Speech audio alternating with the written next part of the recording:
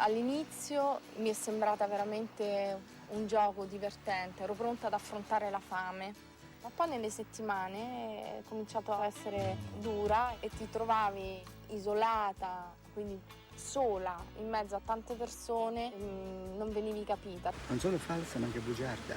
Se io esco prima, lei ci prova con te.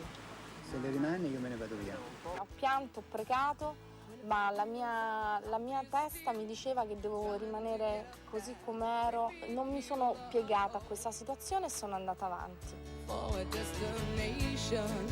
Durante questo percorso ho avuto dei momenti di crisi terribili che si sono anche visti, sono stata male, non volevo più tornare qui e sono riuscita a superare anche questa cosa, mi sono messa in discussione, cioè un percorso interiore difficilissimo. E poi ho allacciato le amicizie con delle persone e queste persone mi hanno accompagnato fino alla fine, mi hanno sostenuto, io ho sostenuto loro.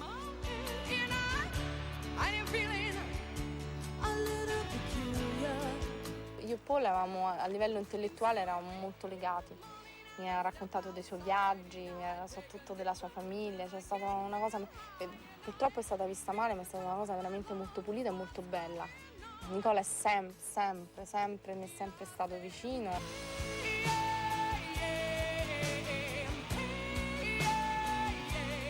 Anche con lui ho condiviso dei momenti straordinari e non lo dimenticherò mai.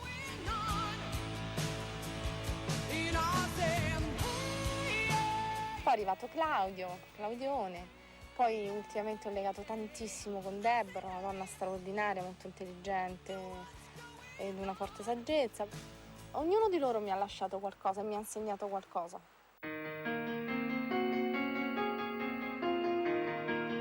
Ho visto delle cose che non avevo mai visto in tutta la mia vita. Il cielo celeste, rosso, il sole che si tuffa nell'acqua, l'acqua trasparente, l'acqua agitata. Abbiamo visto delle cose incredibili e di una bellezza straordinaria. L'isola è un'esperienza talmente unica che non è mai come te l'aspetti.